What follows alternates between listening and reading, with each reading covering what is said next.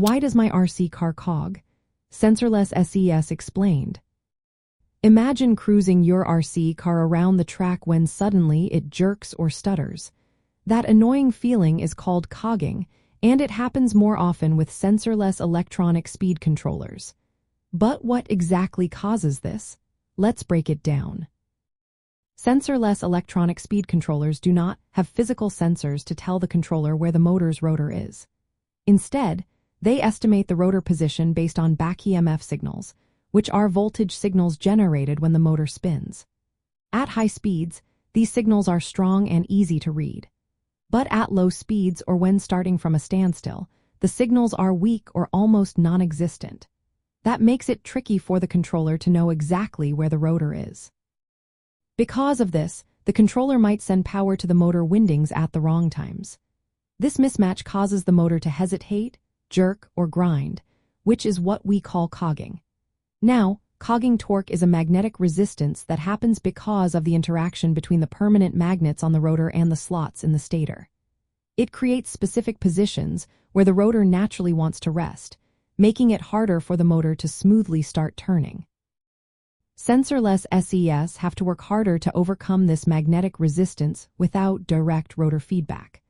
When the rotor is at a standstill or moving very slowly, the controller struggles to detect the rotor's position accurately.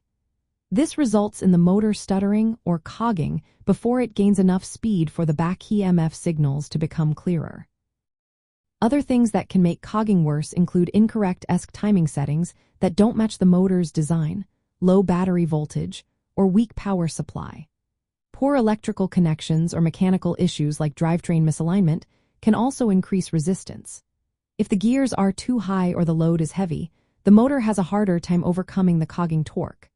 Sometimes, improper ESC calibration or PWM frequency settings can add to the problem too. Since sensorless SES relying on estimating rotor position, they are more prone to cogging at low speeds compared to sensored SES, which use physical sensors to provide exact rotor position data. Sensored SES can start smoothly because they know exactly where the rotor is at all times. To reduce cogging in your RC car with a sensorless ESC, try adjusting the ESC timing to better suit your motor. Make sure your battery is fully charged and your electrical connections are solid. Check for any mechanical issues like binding or misalignment in the drivetrain. Using the right gear ratio can also help, especially if your load is heavy. Lastly, calibrate your ESC properly and experiment with PWM frequency if your ESC allows it. In the end, cogging happens because the ESC has to estimate rotor position without direct feedback, making smooth starts a challenge. Understanding this helps you troubleshoot and fine-tune your setup so your RC car runs more smoothly and with less hesitation.